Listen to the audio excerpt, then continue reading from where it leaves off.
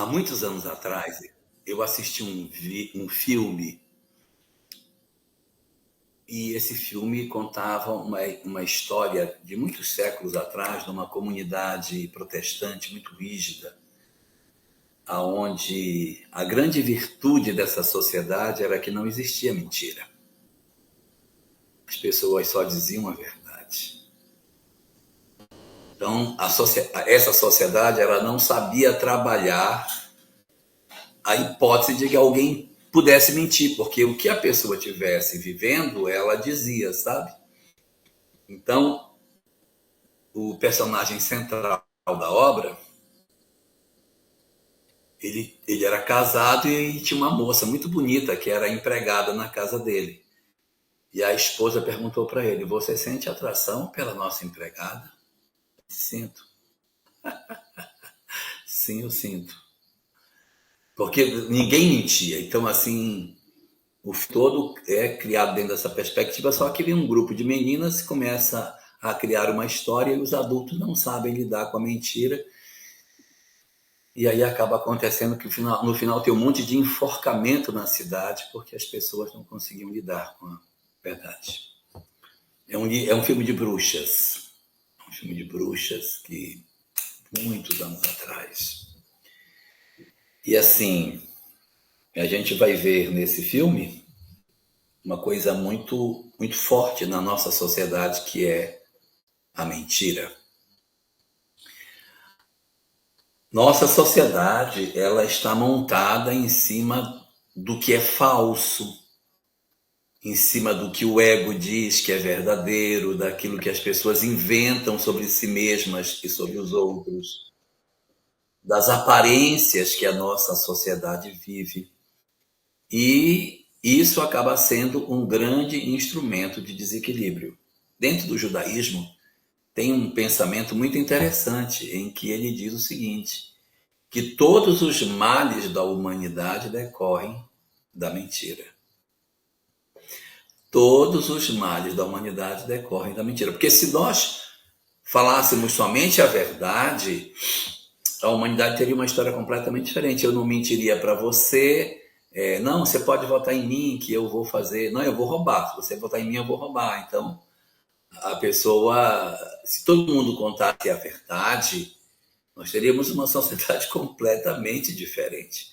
Esse carro já bateu? Já bati, arrumei, nem parece, mas ele bateu, sim. Bateu, ele dá problema, de manhã cedo ele não pega.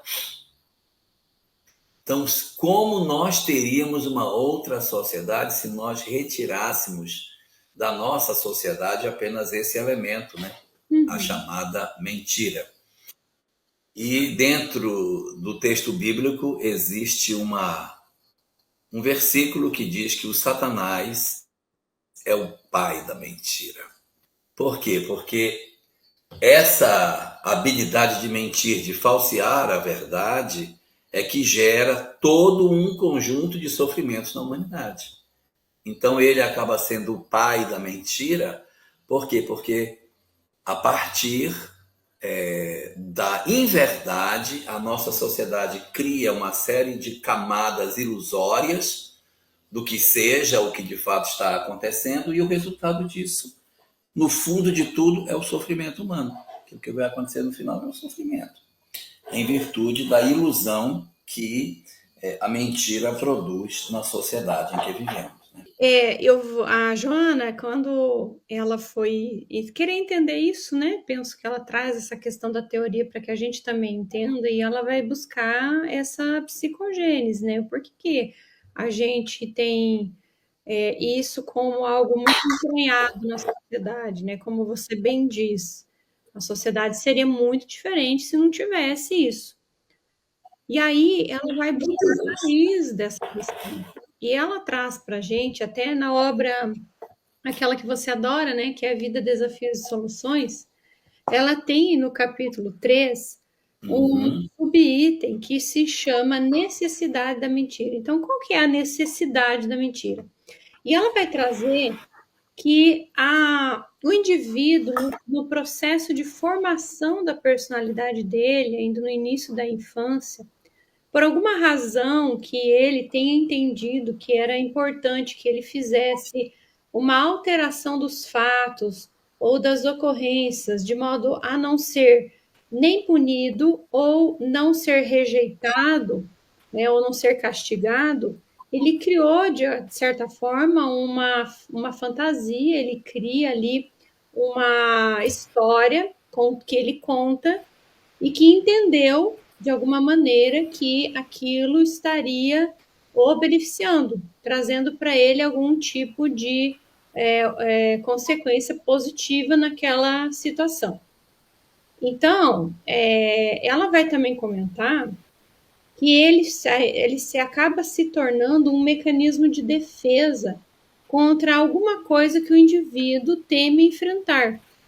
Então, pode ser isso que a gente citou, sobre a rejeição, ou uma punição, o medo de não ser aceito na sociedade, de não ser compreendido, ou até mesmo, tem aqui nessa obra, tem um fator que ela traz que eu achei muito interessante, que ela chama que se trata de um conflito de personalidade, ou seja, um indivíduo que forma uma personalidade neurótica, ele acaba por entender que a vida ela pode ser mais colorida se ela for vista pela via da fantasia.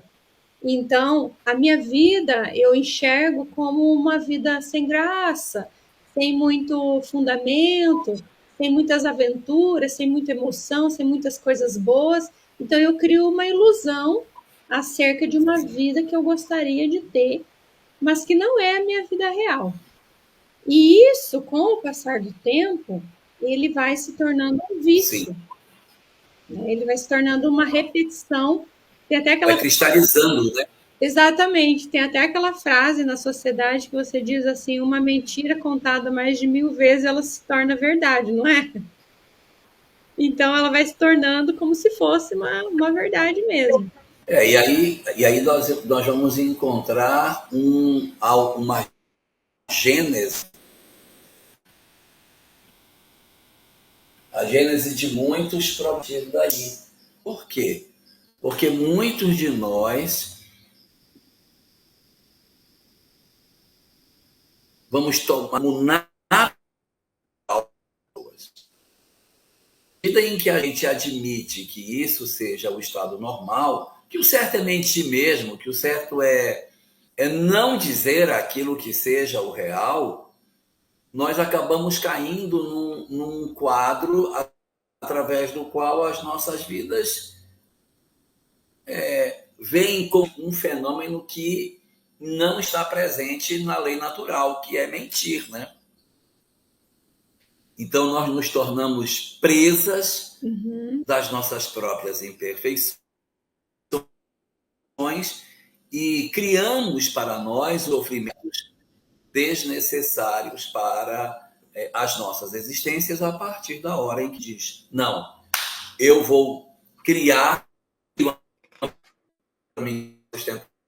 você acaba vivendo num quadro constante processo que você não consegue acessar o seu eu profundo. Isso aí é o ponto mais importante da questão da mentira, né? Que é a mentira e o eu. Esse é o grande problema. E que interessante, né, Jorge, que ela diz assim, e você até de certa forma já citou, isso está tão entranhado na sociedade, se tornou tão habitual essa questão da distorção dos fatos, e a Joana traz assim que nós criamos para nós a tal da mentira branca. Aquela que nós consideramos assim, mas é uma mentirinha, é uma história que você conta para evitar situações desagradáveis, caso se em algum momento a verdade viesse à tona. Então, é uma espécie de aceitação social da mentira. O quanto isso está numa característica de um povo, culturalmente falando, né? Isso é como se fosse uma consequência. Então, nós acabamos por ter essas distorções da realidade, acabamos por ter esse tipo de comportamento, e isso não é muito considerado como algo digno de ser rechaçado pela sociedade, por exemplo. Então, nós aprendemos isso desde o início, para evitar algum tipo de dissabor ou desconforto, e vamos continuando assim na vida. E detalhe, né? Então, se a gente encontra na codificação uma informação que nós temos, nós nos comprazemos ainda no mal. Então, existe um prazer de fazer esse tipo de adotar esse tipo de postura, nessa fuga neurótica da realidade, como ela diz, né? E a ponto de o tempo inteiro você estar inventando situações, e quanto mais você inventa situações, deixando essa tua vida mais colorida, melhor, você coloca um acréscimo para que ela se sustente. E aí você tem que inventar uma outra mentira para sustentar a primeira e assim sucessivamente. E nesse movimento, nós acabamos por inventar mentiras não apenas a respeito da nossa vida, mas a respeito da vida do outro. Então é quando a gente dá aquela pernadinha para inserir a maldade ali. Quando nós começamos, por exemplo, a falar mal do outro, a falar mal da vida do outro, da experiência do outro, da história, isso acaba se tornando uma faceta que acostuma, e aí a gente já nem sabe mais direito como que nós somos, né? O quanto a gente inventa história, né? Inventa situações completamente diferentes, né?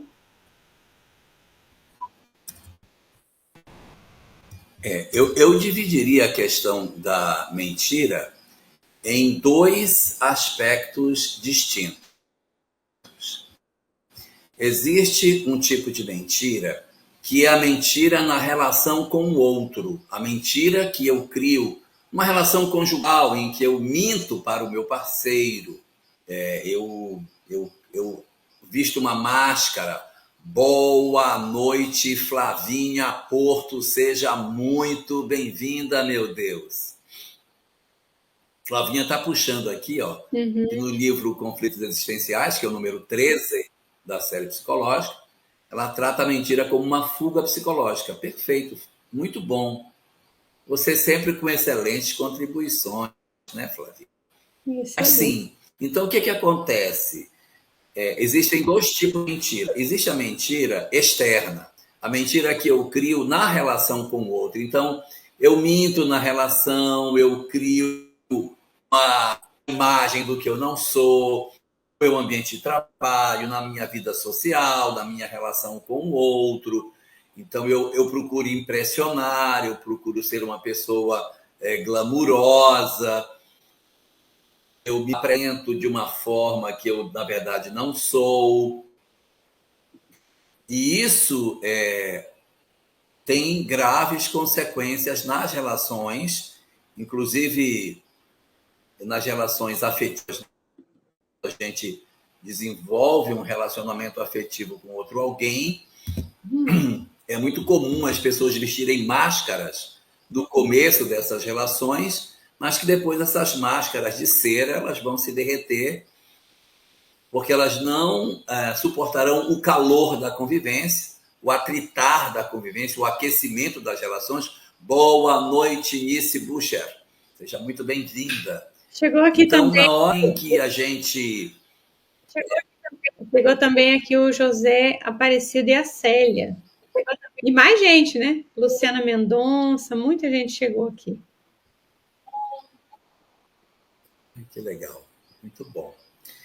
Muito bom. Então, mas o que eu quero dizer é assim, é uma mentira por conta da minha sobrevivência social, da minha sobrevivência afetiva, da minha sobrevivência profissional. Você mandou o e-mail? Mandei. Não mandou. Mandei. Já fez o relatório? Já não fez.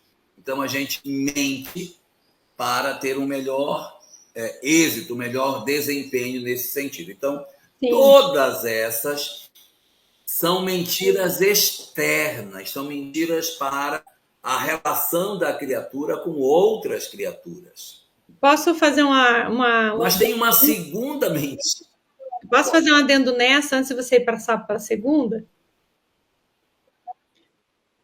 sobre, Pode, isso, sobre claro. as transferências que nós fazemos, né, em relação ao outro.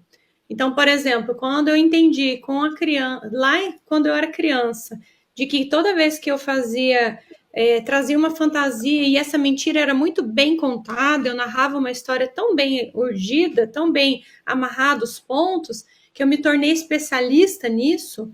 Eu tinha muito receio, muito medo de ser repreendido pelo pai ou pela mãe ou por alguém para esse tipo de repreensão física, às vezes, né? Dependendo de como era nosso contexto familiar, e isso é muito comum, né? Que as crianças de outros tempos elas sofriam castigos, né? Acerca de algumas atitudes, por menor que fossem, elas tinham esse tipo de movimento. E aí, elas continuam fazendo isso na vida adulta. Você citou um exemplo interessante.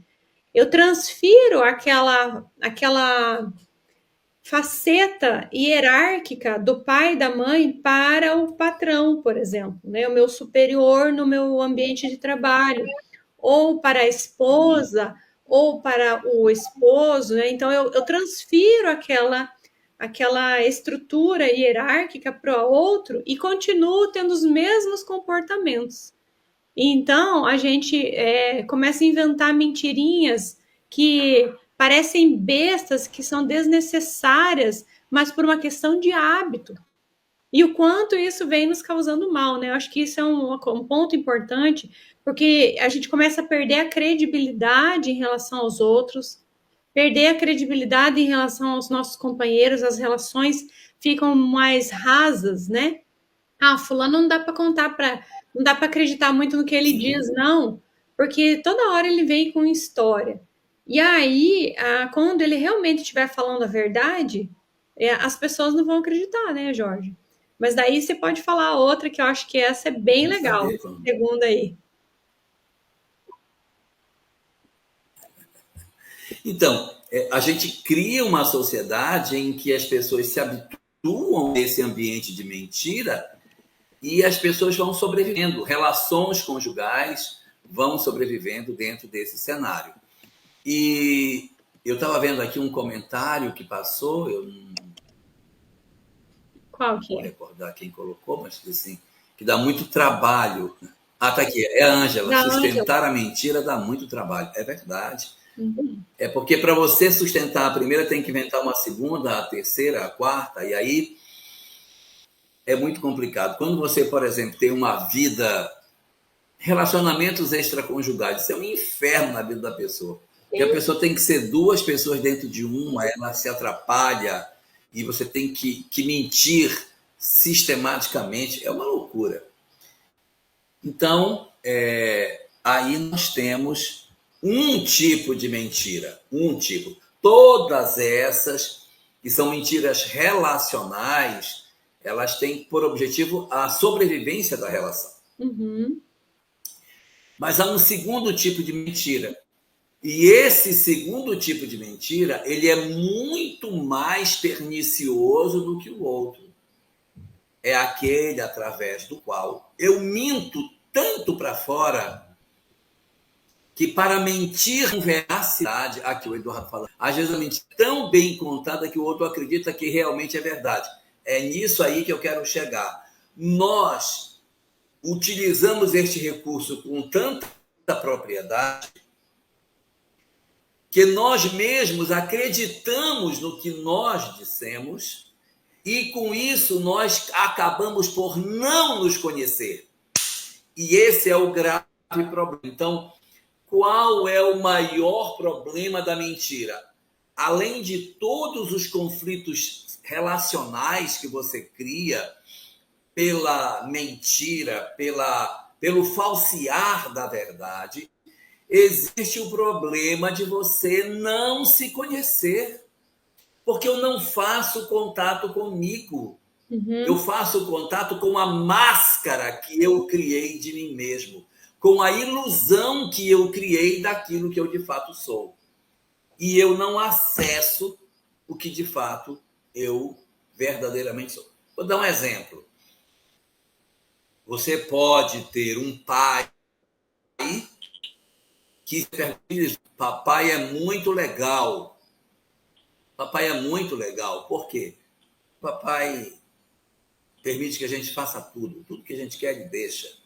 Ele é muito legal. Então eu acabo embarcando nessa prática e desenvolvo um comportamento permissivo que convence a mim mesmo de que eu sou um bom pai, e aí eu faço um processo de estagnação. Eu estagno nesse estágio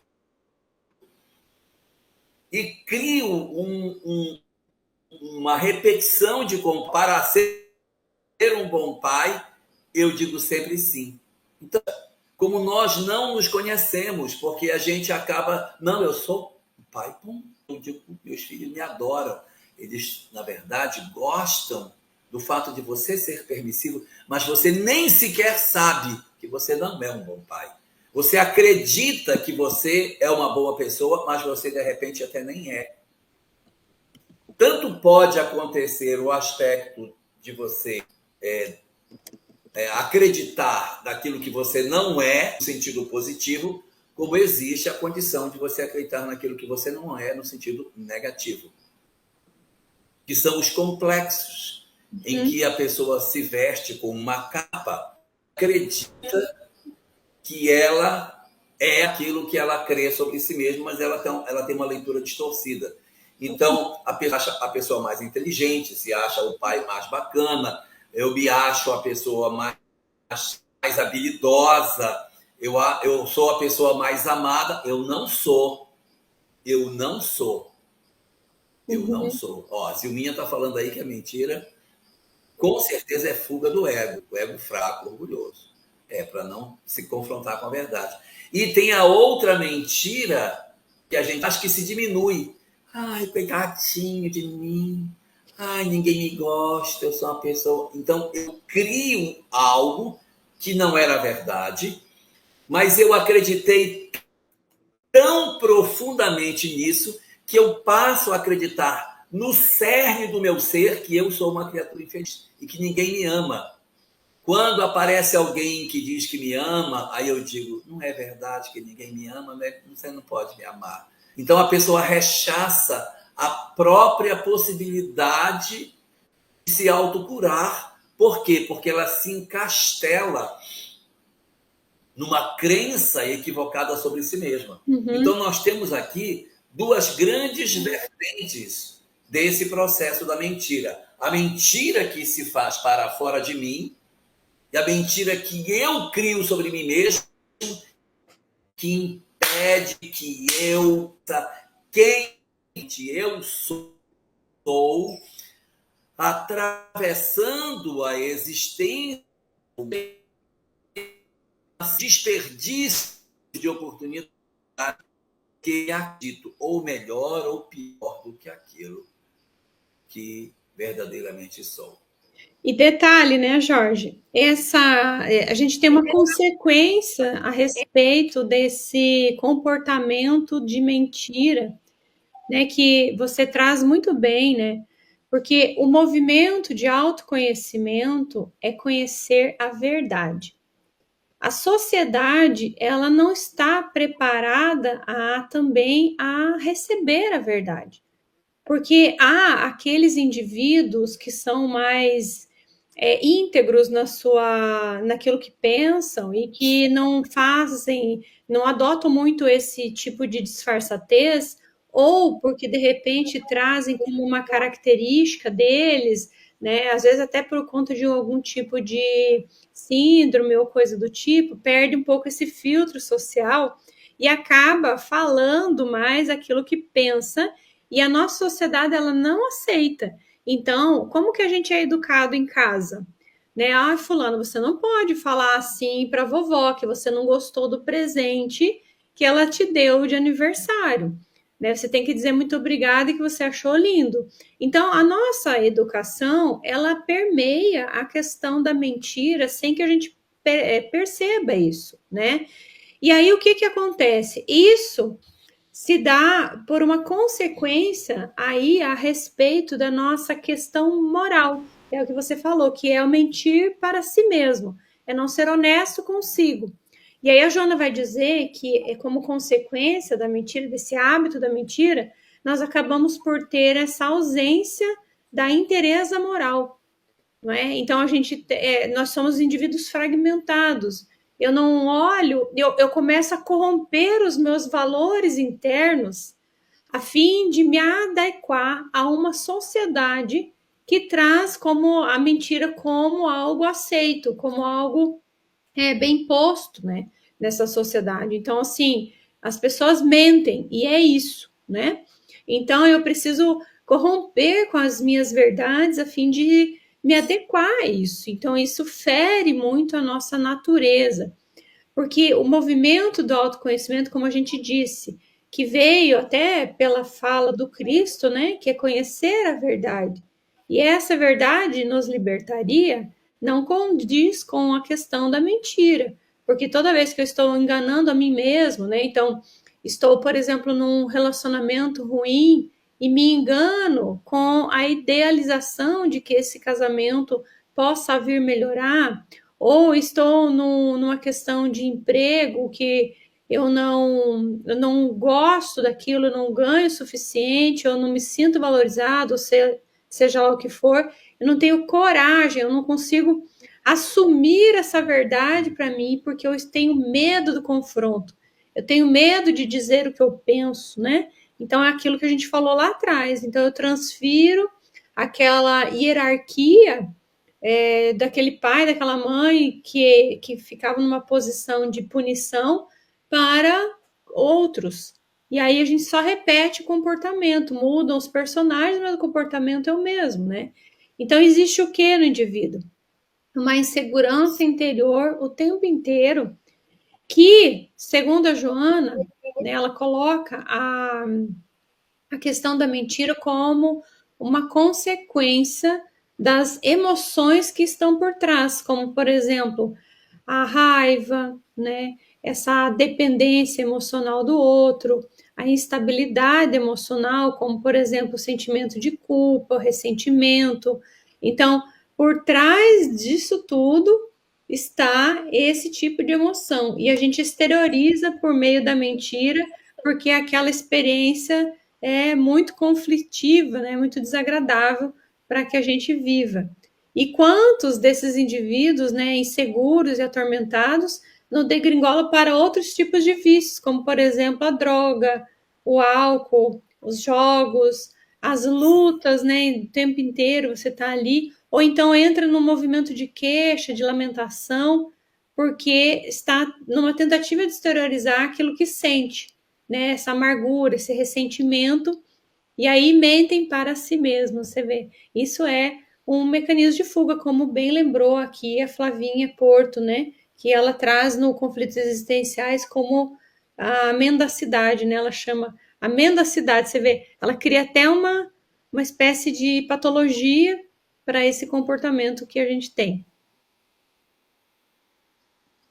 Ó, queria só destacar uma coisa, que quando a gente estuda lá na psicologia os chamados mecanismos de fuga do ego, todos eles são estratégias de mentira. Então, eu tenho uma tendência para o lado, aí eu compenso para o outro. Então, essa estratégia de compensar, de fazer compensação, é mentindo para mim mesmo daquilo que de fato me interessa. Então, Exato. eu sou uma pessoa inamente promíscua, eu me visto toda de santa para parecer que eu não sou.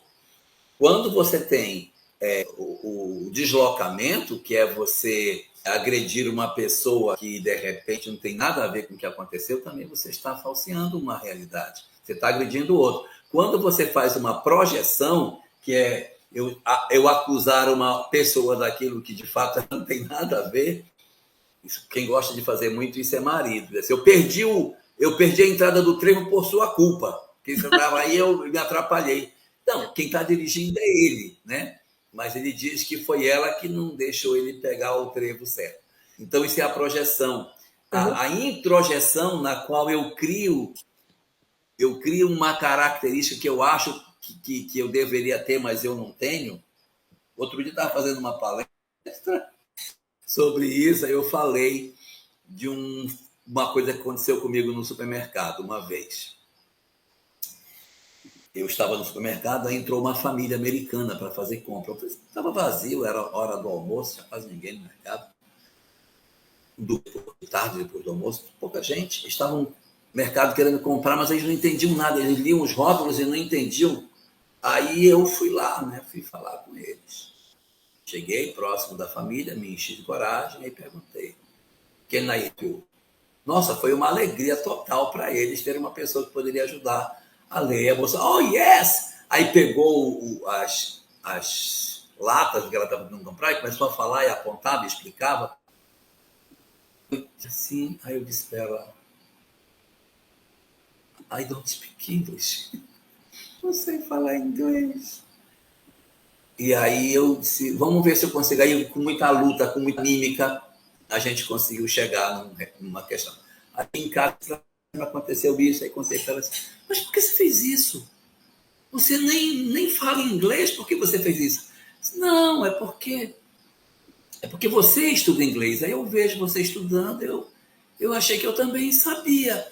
Mas quem estuda inglês sou eu, não é você. Você não estuda inglês, quem estuda inglês sou eu. Né?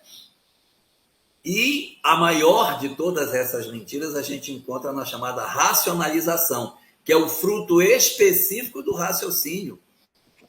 Quando eu justificar o erro, transferindo a culpa para o outro, naquele gaslighting que hoje o pessoal tanto fala, né? Em que eu digo assim, eu bati nela, mas mereceu. Então, eu distorço a realidade a ponto de me colocar na condição de ser o certo. Olha o que você me fez fazer. Exatamente, olha o que você me fez fazer. Eu transfiro de mim para o outro a responsabilidade pelo feito. Isso é um mecanismo de defesa do ego. É fuga, sem dúvida. E aí, por trás de tudo isso, a mentira. A mentira. E depois eu comento um outro aspecto que eu queria comentar. Depois eu falo uma coisa que eu acho que é importante. Pode falar, mas só se você quer um tempo aí, de repente. Mas, ó... É que outro assunto.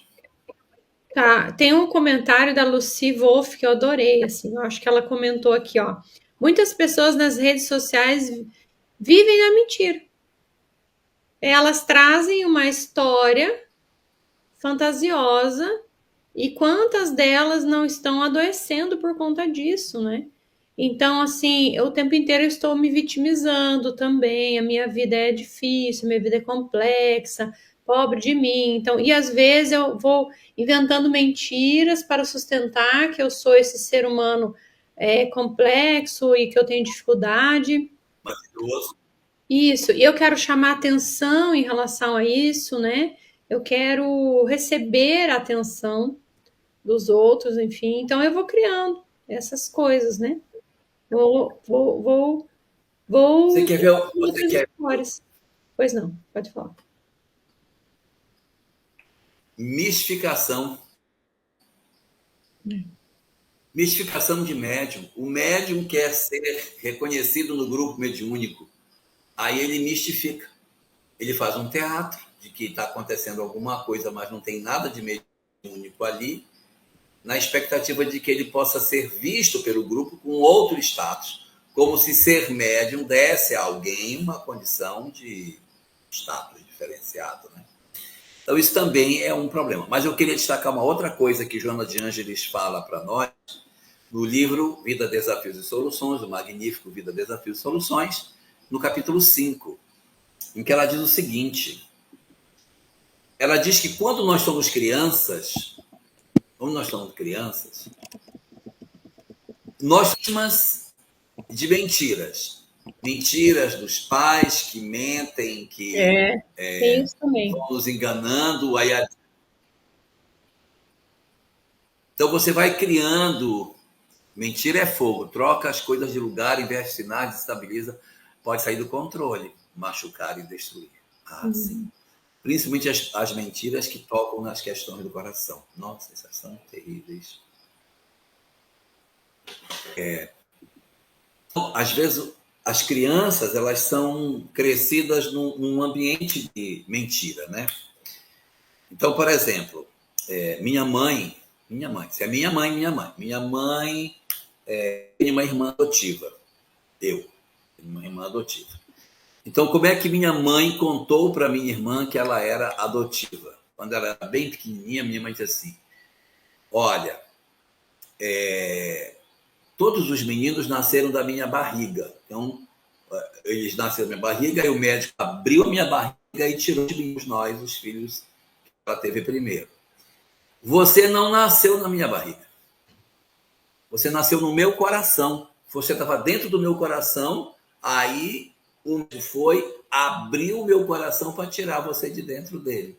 Então, desde pequenininha, ela foi ouvindo que ela não era da barriga, porque ela tinha sido nascida no coração. Eu também tenho filhos adotivos. E a Sâmia dizia para eles assim: o que aconteceu com vocês? A minha barriga estava quebrada e não podia nascer nenhum menino, nenhum neném. Então, eu pedi a Deus que ajudasse. Então, Deus disse o seguinte: eu vou colocar o fulano na barriga daquela mulher, ele vai nascer lá na barriga dela, e depois ela vai trazer para você que a sua barriga está quebrada. Então, você nasceu na barriga dela, mas você já era meu antes de mim. Aí eu fui lá, peguei você e trouxe para casa, porque a minha barriga não podia, você não podia nascer. Então, veja como as coisas acontecem. Agora, existe uma coisa importante dentro disso, nessa questão de adoção, a gente não mentir. Eu conheço famílias que ocultaram a história da adoção e quando ela veio a ser descoberta, já adulto, isso não tem tamanho. A descoberta de que você não é biologicamente pertencente àquele grupo familiar é muito difícil. Então, é muito importante que a gente não crie mentiras nesse mecanismo. Voltando ao que eu queria dizer, que eu não comentei ainda, melhorou meu áudio, Adriane? Melhorou um pouco, sim. Uhum. Ou continua ruim? Não, já está melhor. Não tá como... Melhorou um pouco. Veja aí o pessoal de casa, ver como é que tá. Então, olha, eu fiquei muito chateado com uma mentira que não foi bem explicada para mim. Fiquei muito chateado. Mas deixa eu comentar o que eu quero falar, que eu acho que é relevante isso. A criança, quando ela é vítima de um processo de mentira, ela pode crescer sequelada com a ideia do desamor, porque a mentira por trás, ela é entendida como um desrespeito à minha afeto, né? Então, alguns indivíduos, é claro que não vai acontecer com todos, podem desenvolver uma natureza de revolta, de inaceitação da realidade, de viver em confronto com o mundo em que ele está, como uma forma de punir o mundo que mentiu para ele. Não sei se eu me faço claro no que eu quero dizer. É o que Joana levanta no capítulo 5 da obra número 8. E aí, na medida em essa criança se desenvolve dentro de um ambiente de revolta, ela pode buscar estratégias de punição da sociedade através de então, eu não presto, né? Que mentiram para mim. Eu sou uma criatura que não merecia a verdade. Então, como eu vivo numa mentira, eu punirei a sociedade que eu odeio por aquilo que me foi negado. E podem se tornar indivíduos desajustados para os aspectos da violência, da criminalidade, do próprio vício, Exatamente. criando uma conduta de uma mentira que desconstruiu a possibilidade da pessoa fazer a própria vida. Tá ruim teu som, viu? Tá bem ruim de entender.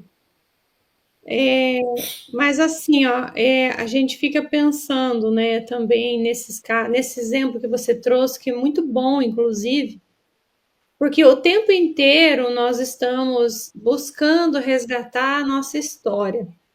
Quando nós tomamos conhecimento dessa história, nós gostamos muito de saber, por exemplo, quem foi o nosso pai, o que ele fez, o que ele deixou de fazer, as lutas que ele teve enquanto era jovem, as conquistas dele. Então, esse revisitar da história, ele dá uma sensação de pertencimento tão gigante que é como se assim, eu me sinto parte dessa história, eu faço parte desse grupo, eu faço parte disso tudo e eu estou no meu lugar. Então, isso traz um aconchego emocional muito poderoso para o indivíduo. Quando, num caso desse em que você conta, o sentimento que ele tem é de estar sem chão, sem fio, sem laço, sem história, sem memória, ou seja, ele não tem nada anterior a ele. Esse indivíduo, ele se sentindo sem história, é um sentimento de vazio, de não pertença, sabe? Sim. Então, assim, quem sou eu? Porque nós nos reconectamos, nós nos conectamos uns aos outros pelas histórias. Quando você me conta a tua história e eu me identifico de alguma forma sobre a minha história, eu conto a minha, nós nos sentimos traz um sentimento de irmandade, um sentimento Sim. de eu também vivi algo similar e isso nos conecta demais. Quando eu não tenho uma história para ser contada, é como se eu tivesse vivido uma experiência de mentira. Sim. Essa experiência de mentira ela me destrói, porque Nossa. tudo que eu fiz de opinião acerca de mim mesmo, ela não existe. Então é como se eu estivesse sendo lançado no nada, né? Então esse pertencimento não aconteceu. É como, por exemplo, quando você tem um relacionamento conjugal e você descobre que a pessoa com quem você convive anos não é quem você pensou que fosse. Perfeito. Os casos em que, por exemplo, esses conjugais, né? Uhum. Em que nós. Melhorou meu áudio? Nossa, perfeito. Em que nós estivéssemos ali diante de uma pessoa, um psicopata. Quantos casos, né, dos crimes em que o indivíduo psicopata engana a todos que estão à sua volta e de repente a pessoa descobre que ele cometeu crimes, que ele deixou para trás uma história de dor, que ele deixou família, etc. Então, é um sentimento péssimo. Agora, quando você fala, esse exemplo que você trouxe da adoção, ele pega no ponto de vista da sua própria persona, né? Que ele formou a própria personalidade. Quem sou eu? Quem sou eu? Então, por isso que assim eu fiz, Jorge, vou contar uma questão minha, me permita. Eu fiz há alguns anos atrás, eu e meu marido, um curso que aqui na minha cidade, quando você se dispõe à adoção, você hoje em dia não tem mais, dentro da lei, você não existe mais aquela adoção à brasileira que se fazia antigamente, né? Em que as pessoas davam os seus filhos umas para as outras para cuidar. Isso era até uma praxe comum, assim, era muito comum se Tenho fazer. dois assim. Então, era muito comum fazer isso porque as pessoas às vezes não tinham condições nem materiais, emocionais ou psicológicas para cuidar dos seus filhos. E Sim. eles eram muitos e as pessoas precisavam de mão de obra, porque a criança era vista como mão de obra, isso em outros tempos. Então, era comum você dar a criança para que outras pessoas criassem, era chamado assim. E isso era, então, hoje o jurídico chama isso de adoção à brasileira. Com o tempo, depois do Estatuto da Criança e Adolescente, ele caiu por terra essa questão da adoção à brasileira. Então, quando você se dispõe a adotar, você tem que fazer um curso. Aqui na nossa cidade é assim. Então, eu e Sandro, há muitos anos atrás, nós nos dispomos a adotar uma criança. E nesse curso, na época eu nem era psicóloga ainda, então para mim isso era realmente algo desconhecido. E foi falado de uma forma muito repetida essa questão assim da gente nunca ocultar a questão da história dessa criança, né? De que ela tinha aí uma história que deve ser respeitada e tudo mais, e que agora ela faz parte disso. Por quê? Após os 18 anos, isso está na lei. ele tem o direito de saber quem são os seus pais. Porque o poder familiar, ele cai aos 18 anos. Então, a criança já não tem aquela obrigatoriedade de ter alguém que tenha a sua, como se chama? Guarda. Tutela, né? Sua guarda. Exatamente. Então, ele, por ele mesmo, ele consegue fazer as suas escolhas. Então, ele tem o direito de saber quem era a família de origem e ficar arquivado isso lá. Então, eu achei isso muito interessante, agora que você traz essa história, e combina ainda mais depois do conhecimento da psicologia que a gente vai tendo e dos Sim. mesmo, né? Então, é importante ele saber a história, sim, mesmo que tardiamente. Não tem problema. Mesmo que tardiamente. Mesmo que tardiamente. Porque a gente, por várias questões, a gente às vezes adota essa postura, e muitas das vezes essa postura é num movimento de proteção, de amor, Sim. né? Para proteger. Só que a gente ignora essa questão, talvez, né? Achou que devia ser assim e foi ficando assim. E dá para ser feito algum tipo de correção sempre. Né? Verdade. Mas eu quero tratar de um assunto que eu ainda não falei hoje. Falei da mentira, você falou da mentira, conversamos sobre isso, mas eu queria perguntar. No processo da peregrinação interior, nessa busca de superação de nós próprios na direção da nossa iluminação, essa característica, a mentira, ela precisa ir na nossa mochila ou a gente deve deixar isso para trás, não é? Como é que fica? Eu acho que diante disso tudo que a gente comentou, né, das dificuldades que a mentira traz, fica claro, né, que a gente deve deixar para trás, sim. Então, o que não levar nessa mochila, nesse processo de peregrinação, a mentira não deve ser levada. Não deve ser algo que deve nos acompanhar. Porque a Joana traz como um movimento de superação disso, de cura disso, de terapia para isso, acatar uma postura de olhar para si, né? Olhar para si como um indivíduo que tem os seus limites, as suas dificuldades, as suas questões, né? Então, a cura para a mentira é você abandonar isso, aceitando-se como você é. Sem a necessidade de você criar máscaras, como você bem colocou, né? Sem a necessidade de agradar os outros, sem também essa ideia de enfatizar que o outro tem esse poder absurdo sobre nós, né? Esse poder absurdo, que ele é capaz de nos punir, de nos deixar para depois, né? Então, assim, eu reconheço isso como uma característica, uma tendência minha, né? Isso não faz parte desse ser espiritual que sou, mas ele é um vício que pode ser deixado de lado, né? Que pode ser deixado de ser praticado, como qualquer outro vício. Eu deixo para trás aquele vício porque ele me traz danos, né?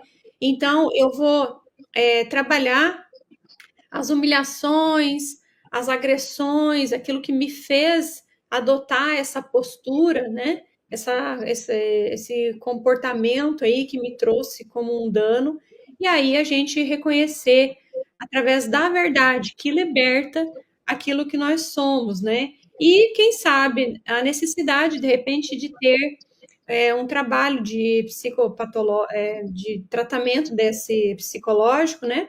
Para a gente lidar bem com isso, entender o que é meu, o que é do outro, o que eu adotei como um mecanismo de defesa e o que eu posso já deixar para depois. Acho que isso é um ponto. Olha, nós temos aí algumas perguntas para a gente trabalhar, não é? Mas antes de passar para as perguntas, eu queria só destacar um ponto que a gente roda, vai para muitos lugares, lê fulano e lê Joana e lê Kardec e vai um monte de lugar, E quando a gente volta para o terapeuta divino, Jesus, ele diz: seja apenas o vosso falar, sim, sim, não, não. O Cristo já dizia isto: não mente, pelo amor de Deus, não mente. Seja verdadeiro. Seja verdadeiro nas suas relações. Seja verdadeiro nas coisas que você tem para realizar. E antes de passar para as perguntas, eu queria destacar aqui uma fala de Sócrates. Uma vez perguntaram para Sócrates qual é a receita para a felicidade. Se a receita para a felicidade é ter, como diziam os hedonistas, ou se a receita para a felicidade é não ter, como diziam os cínicos. É ter ou é não ter? Porque se eu não tiver, eu sou feliz, porque eu não tenho nada para perder, tá ótimo, né? Então, qual é a receita? É ter ou não ter? E o Sócrates disse, não é nem ter e nem não ter. A receita para a felicidade é ser. Como assim ser? Ser no sentido de nós sermos aquilo que a vida nos chama para sermos. Então, você coloca num papel quais são os papéis que você exerce na vida. Ah, eu sou esposa, sou esposo, eu sou mãe, eu sou filha, eu sou professor, eu sou médico, eu sou sei lá o quê. Escreva os papéis que a vida tem para você. Escreva, eu sou isso. E depois que você escrever, seja o que a vida trouxe para você como experiência. Porque isso é que traz felicidade. É ser o que a vida nos pediu para ser. Ah, você é mãe? Sou. Então seja, mas seja de verdade, não seja de mentirinha. Você é pai? Sou. Então seja pai de verdade. É professor? Então seja. Tudo aquilo que você identificar como seus principais papéis, ser verdadeiramente para que as experiências negativas não precisem repetir. Experiências bem atravessadas a gente não repete. Agora, se você mentir, se você fugir, se você encontrar as estratégias de fuga que muitas vezes a nossa sociedade possui, é bastante provável que a gente venha a repetir essa mesma experiência em uma próxima existência. Então, que a gente seja verdadeiro, seja o nosso falar sim, sim, não para o que seja não, para que a gente consiga verdadeiramente encontrar, numa coisa muito simples, um grande processo de aprendizado, de crescimento e de marcha na hora da nossa peregrinação interior, na hora de montar a mochila e dizer, as mentiras não irão. Eu serei verdadeiro. Então, se eu não quero mentir, a gente vai ter duas atitudes. Ou vai ter que falar para todo mundo o que faz de errado, ou para de fazer o que é errado. Né? Para de fazer o que é errado. Nossa. Em vez de eu dizer assim, não, eu vou parar de mentir, eu vou dizer na cara das pessoas o que eu acho que eu não sei. Não! Deixe de ser como é negativo e assuma o lado positivo da vida sem precisar mentir e sem precisar ter que se expor diante dos outros. Olha, tem uma pergunta aqui da Célia que eu achei interessante, que ela pergunta qual a diferença entre mentir e omitir. Na minha concepção, o mentir é você distorcer a verdade ou a realidade. E omitir é deixar de falar da verdade ou da realidade. Esse para você tem alguma outra? O omitir é o silenciar, né? Omitir é silenciar diante do fato que seria complicado. E o mentir é você verdadeiramente, objetivamente, criar uma história daquilo que de fato não existe. Distorcer, né? Como até foi falado, né? De certa forma, falar mal dos outros, né? Falar da vida do outro e causar grandes danos até mesmo. Sim. Tenho uma pergunta. Acho que Olha, só um parêntese dentro disso aí. Livro Os Mensageiros, de André Luiz, tem ali no capítulo 21, 22, por ali mais ou menos, a história de Alfredo e de Ismália. Alfredo era casado com Ismália, Ismália era uma mulher maravilhosa, extraordinária, e tinha um cara que era muito interessado em Ismália e ela nunca nunca quis nada com ele. E ele insistiu tudo que ele podia para ver se ele conseguia dobrar Ismália para que ela traísse Alfredo de alguma forma. Ela nunca cedeu. Então, o que o cara fez? O cara contratou uma pessoa para que ficasse na espreita quando o Alfredo chegasse do trabalho. E na hora que o Alfredo entrou em casa, o cara pulou a janela do quarto deles para fora, vestindo as calças e correndo no meio da rua. Por mais que a Ismália tivesse uma vida indiscutivelmente nobre, o Alfredo não contou conversa, ele se separou dela, e ela ficou numa condição muito ruim do ponto de vista financeiro, mas ela foi guerreira até o final e terminou a existência sem se corromper com nada.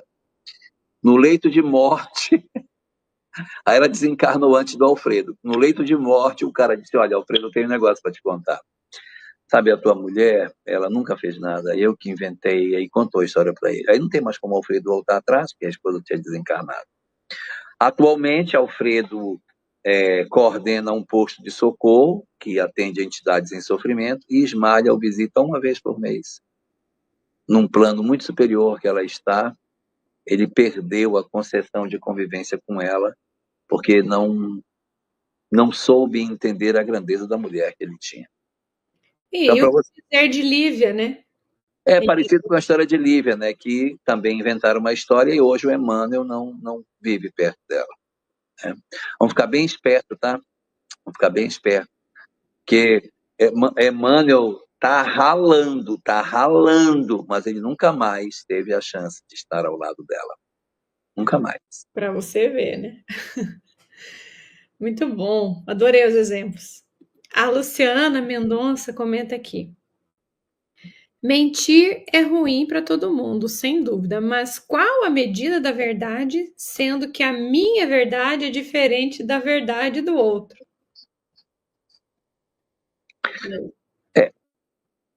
Joana de Ângeles tem uma obra dela, que eu não vou lembrar agora qual é, que ela diz que sempre tem 3 verdades. A minha verdade, a sua verdade e a verdade verdadeira que nenhum dos dois conta. Quando você faz atendimento fraterno de casal, você conversa com o marido e ele fala da esposa, você acha a mulher um monstro. Aí no outro dia vem a esposa que comenta do marido e você acha o marido um outro monstro. Nossa, esse pessoal tão bonzinho, casado com monstros.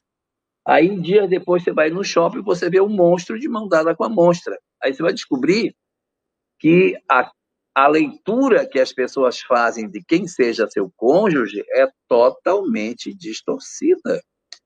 É uma coisa impressionante. É como a gente distorce a realidade daquilo que a vida de fato seja. Isso por quê? Porque nós nos habituamos tanto a mentir para nós mesmos que a gente acaba acreditando naquilo. A gente não faz autocrítica para verificar até onde são as nossas imperfeições que produzem determinados conflitos na nossa vida, principalmente vida conjugal, né? Aí você pergunta, qual é a medida? Olha, a gente não pode querer sair desta existência zerado, totalmente resolvido. Não vai, a gente ainda vai ter muita dificuldade. Mas o que a gente puder já perceber e puder evitar de mentir, melhor. A gente não pode assim, eu vou fazer uma mudança na minha vida, eu vou ser puro. Não vai. Então, a estratégia é observar-se, e todas as vezes que você observar que você está faltando com a verdade, corrigir a rota. Vai corrigindo a rota, sem desespero, mas sem desistência desse processo. Vai avançando, né, nessa direção, porque é muito importante que a gente consiga fazer essa transformação nas nossas vidas. Muito bom. Olha essa pergunta do Sandro José Pinheiro. Ele diz assim: podemos, através da mentira, uma pessoa ou um ser espiritual convivendo com os seus vícios durante suas vidas, não se importando com a melhora? Meu Deus, espera aí. Eu também acho que não entendi. Deixa eu ver se eu leio. Os meus olhos são mais inteligentes que os meus ouvidos. Vamos lá. Podemos, através da mentira de uma pessoa ou um ser espiritual, convivendo com seus vícios durante suas vidas, não se importando com a melhora. Eu não entendi a pergunta, mas eu vou responder tomando algumas palavras que tem aí. Tá. Seria o seguinte: seria possível que, por conta de uma mentira, alguém desistisse do seu processo de melhoria e se abandonasse dentro de uma situação de vício, porque ela vive dentro de uma história mentirosa? Plenamente possível. Existem muitas pessoas que vivem uma história de vício em função de mentiras que aconteceram. A Joana até fala isso, né? Eu vai para esse lado. Eu conheço alguns casos assim, né, que a pessoa ela tinha um relacionamento conjugal dentro de determinado padrão, ela descobriu que o relacionamento não era um relacionamento leal, não havia lealdade no relacionamento, ela faz uma ruptura e aí ela cria um comportamento muito infeliz, que é: eu vou me vingar dele. Então, o que seria se vingar, entre aspas, dele? É se autodestruir. Então, para que eu pudesse me vingar da mentira da qual eu fui vítima, eu agora vou fazer com que ele saiba que eu não sou tão desprezível como ele pensou que eu fosse. Então, às vezes, né, a gente acaba se lançando na noite para encontrar parceiros para dizer ao outro assim: tá vendo? Eu também sei seduzir, eu também sou capaz. Você quis me destruir, mas eu quero te mostrar que eu sou capaz. E nessa tentativa de vingança, acaba que nós é que nos prejudicamos. Então, fazendo uma leitura de algumas palavras aí desse texto, eu poderia dizer que através de uma mentira de uma pessoa ou de um ser espiritual, porque um espírito pode chegar e mentir, né?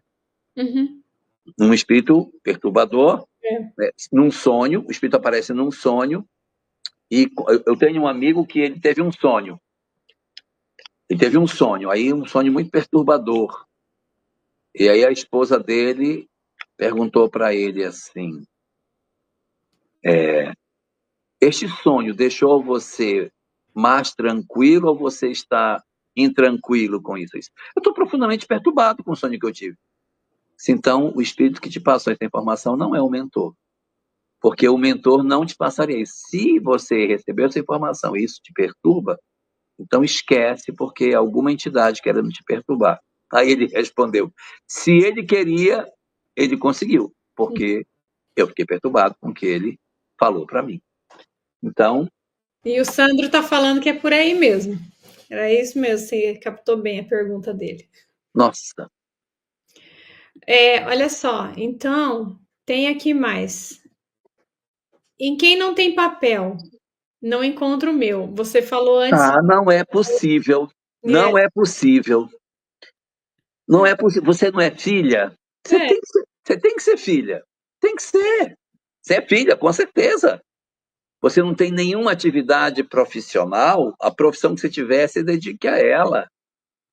Então, é só enxergar no que a gente se ocupa. O que ocupa os nossos dias?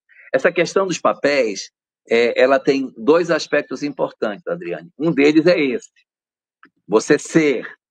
E dentro deste ser, existe um desdobramento desse ser, que é o seguinte: uma vez por semana, você vai tirar um tempo para se dedicar a esse papel. Porque, por exemplo, eu sou filho, joia. Há quanto tempo você não fala com sua mãe? Há quanto tempo você não liga para ela? Oi, mãe, tá tudo bem?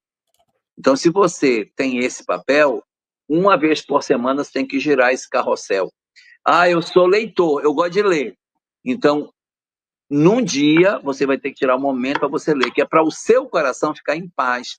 Senão você fica: meu Deus do céu, faz não sei quanto tempo que eu não leio. Falta, né? Estou em falta, eu sinto. Estou em falta. Uhum. Se você fizer relacionar seus papéis e criar uma rotina semanal para atender a esses papéis, o seu coração se tranquiliza, porque você vai dizer: faz muito tempo que eu não caminho, mas eu sei que eu não estou caminhando, porque quando eu olho a minha relação de atividades, caminhar, tá lá. Eu não fui porque eu tenho outras que eu entendi conscientemente que eram prioritárias. Então, acalma a gente, sabe? Isso mesmo. Tem uma pergunta da Mara Medeiros que eu gostaria de começar ela, se você me permite, que ela coloca assim, ó, é que eu senti um tom aqui, e ela pergunta assim, o que acontece quando jovens mentimos e hoje, depois de certa maturidade, não mentimos mais? Eu me sinto assim um sentimento de culpa, às Sim. vezes, uma pergunta dessa, né? Então, às vezes, uma postura que a gente teve num período de imaturidade e hoje reconhecemos, maravilha, não somos mais aquela pessoa.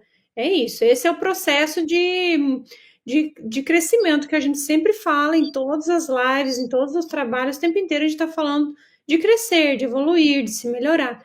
Então, quando nós fizemos algo e depois a gente identifica, se você sente que é o caso de alguma forma resgatar isso, reparar, falar com alguma pessoa, faça. Se não, segue a vida não fazendo mais. E nada de culpa, nada de ficar preso nesse passado, né? Porque isso nos prejudica, tá? Então, Tem vezes que vale a pena voltar para pedir desculpa, como a Adriane está colocando. Tem vezes que não. é. Vou contar uma história rapidinha.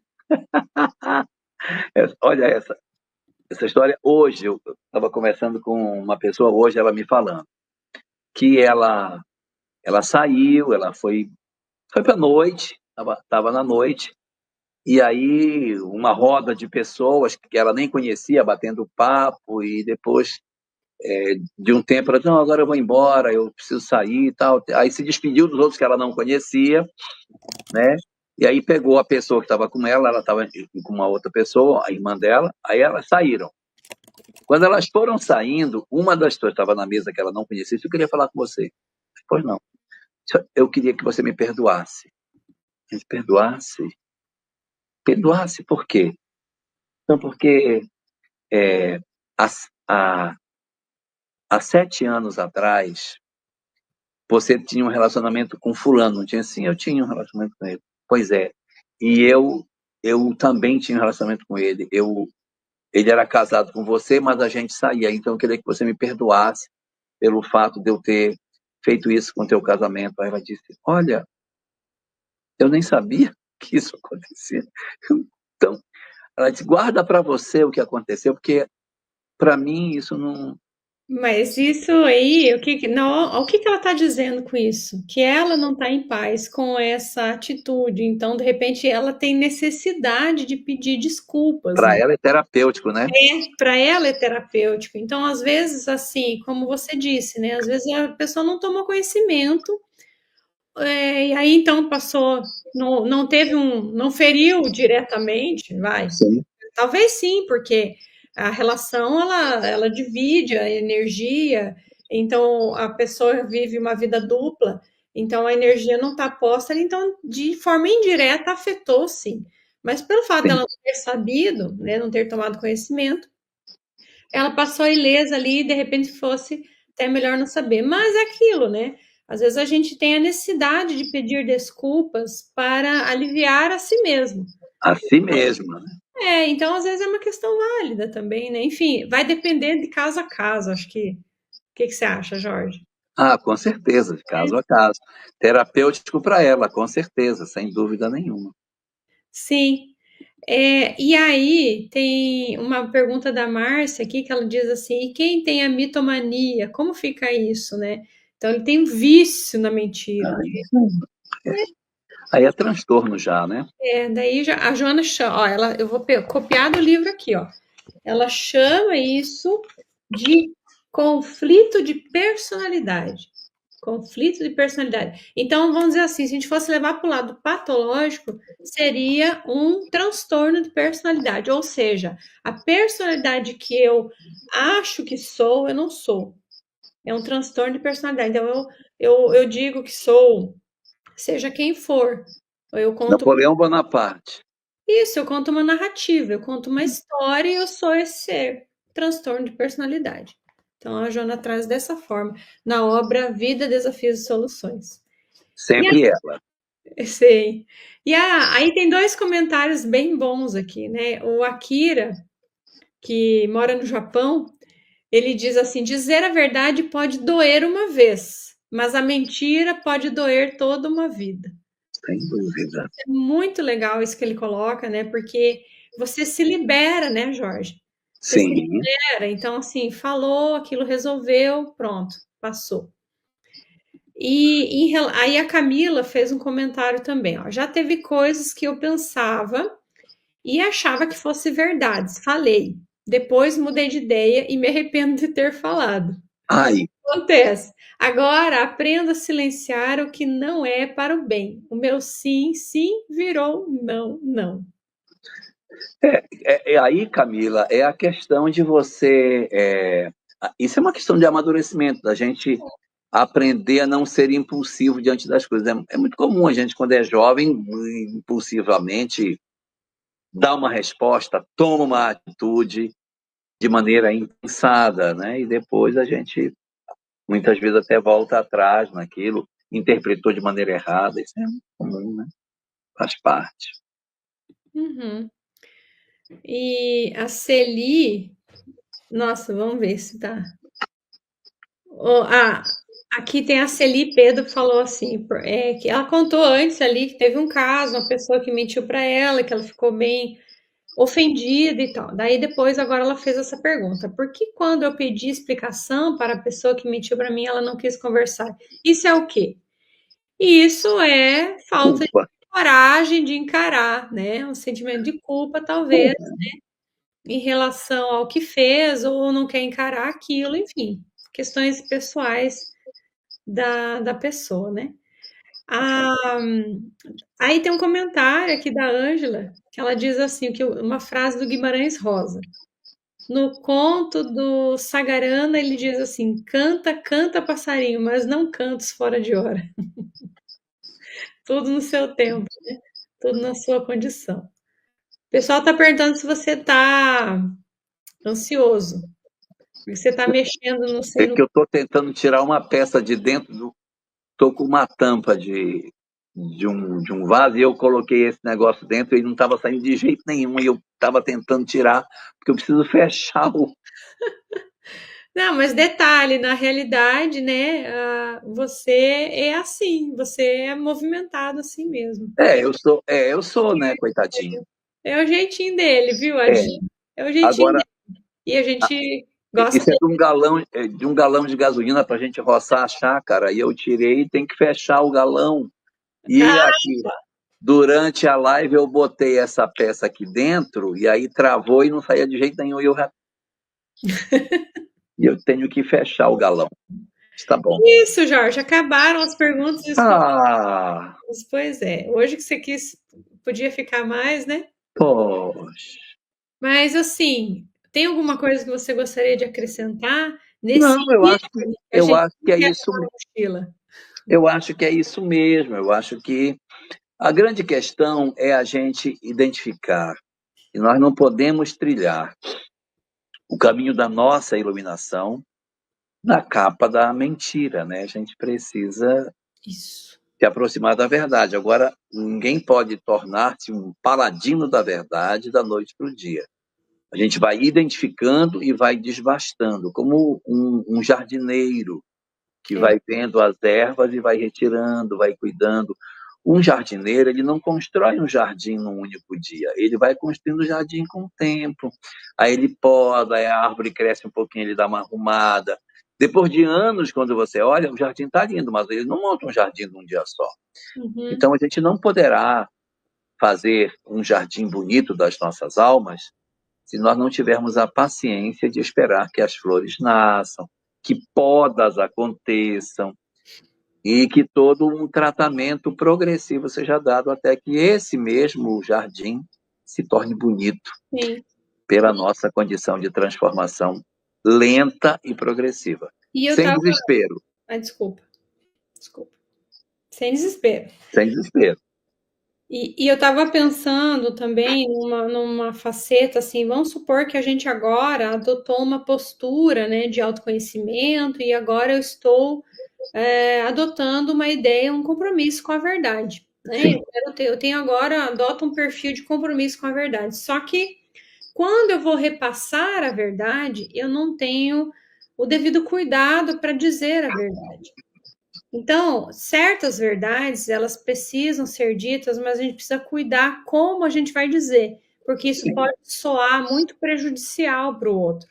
O outro pode se sentir ofendido, isso pode vir de uma maneira muito dolorosa para ele, né? Então, se você jogar na cara da pessoa uma questão, às vezes aquilo para ela é muito complexo.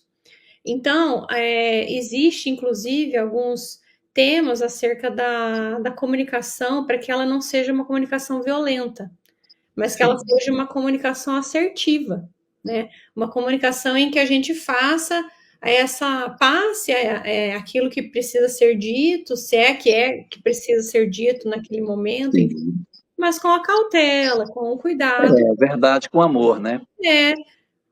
O casal vai sair, aí a esposa diz: que tal? Tô bem nessa roupa? Está horrível. Está horrível. Você está horrorosa. Não precisa, né? Ele pode dizer assim: eu acho que você fica melhor com aquela blusa azul. Você tem uma blusa azul que eu acho que combina melhor. Essa aqui, a outra vai combinar mais. Eu estou dizendo que não ficou bom, mas eu não preciso dizer, gente, você está horrorosa. Eu vou fazer um exame de oftalmológico, eu acho que você é daltônica, porque as cores que você escolheu são horríveis. Não precisa você trabalhar dessa forma, né? Uhum. Eu queria fazer um comentário, Adriane, se você permite. Com certeza. É o seguinte, todo mundo está aqui. Nós vivemos um período assim bastante complicado, né? Um período bastante difícil na nossa sociedade. Tem muita fake news, muita mentira. Então, que a gente preste atenção para que a gente não seja replicador, para que a gente não espalhe coisas que a gente não sabe se é verdade, para que tenhamos respeito pela vida dos outros. Né? Às vezes a gente publica coisas que podem ser até verdadeiras, mas elas são ofensivas. Pense que você está publicando algo que é filho de alguém. Será que a mãe vai gostar de ver seu filho dessa forma? Então, se você tiver que publicar alguma coisa, que a gente não pode ser alienado, publique coisas que não sejam ofensivas, né? Que sejam realmente, você acha que é coerente, que tem uma leitura crítica das coisas, mas não deixe com que a gente entre pelo deboche, pela mordacidade, pelo sarcasmo, porque isso nos vicia também, tá? Isso também nos vicia e nos deixa pessoas que têm, nesse ambiente de muita polarização política, pessoas que estão muito ligadas a isso, às vezes passam o dia inteiro assistindo isso e vai se envenenando. Então, muito cuidado. Até tem um texto que a Joana fala algo assim, nesse sentido, né? Então, que a gente jamais deve se utilizar da verdade como uma arma para atingir o outro. Jamais, né? Inclusive o conhecimento. Então, o conhecimento, ele pode se tornar uma arma para auxiliar alguém, como também para derrubar, né? Aí você pode pensar no conhecimento de toda a ordem, né? Verdade. Pode ser. A Doroteia perguntou se ontem teve iluminação. Não teve. Não teve, ficou apagado. Porque o nosso queridíssimo Jorgito não estava em condições, ele estava voando nessa hora. Pensa, um homem voando. Estava voando. Igual o super-homem. Ontem não teve iluminação e também não teve aqui no M-Live TV, não teve o estudo do Livro dos Espíritos. Nenhuma das duas lives aconteceram. E o Pinga Fogo a gente gravou de manhã, num quarto de hotel, com um cara martelando a parede. Eita. Só eu e Rubens, porque não consegui colocar a Samia na live, não consegui colocar a Divina, o meu voo, perdi a conexão e ficamos presos dentro de um hotel, aí deu nisso. Pois então. Faz parte, né? Acontece, tem imprevisto e é isso mesmo, né? Enfim, você tem outra live agora? Como é que é teu tempo? Não, live eu não, mas como a live que vem depois é uma live que é aquela Moisa Kardec, eu vou repassar meus textos para a gente poder fazer um trabalho melhor. Porque acho que ficou bem não conseguimos aqui fazer um giro. Tem outras perguntas, mas assim, perguntas que de repente daria para falar em outras oportunidades. Mais duas, né? E aí? Pode ser. Importante é o seguinte, o áudio melhorou, né? Demais. Agora não tem. É que Tava, eu tô tava tô no picotando. celular. A Nice quer saber quando você volta para Curitiba. Acho que ela tá com saudade já. Estou voltando para Curitiba logo depois do Carnaval.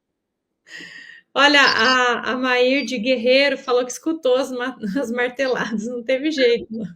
Quando martelou, eu disse, Rubens, vamos parar. Eu parei a live, vamos parar, porque o rapaz do quarto vizinho não está gostando do barulho que eu estou fazendo e está batendo.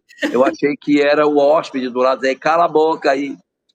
Aí eu disse, vamos suspender, eu vou lá para baixo.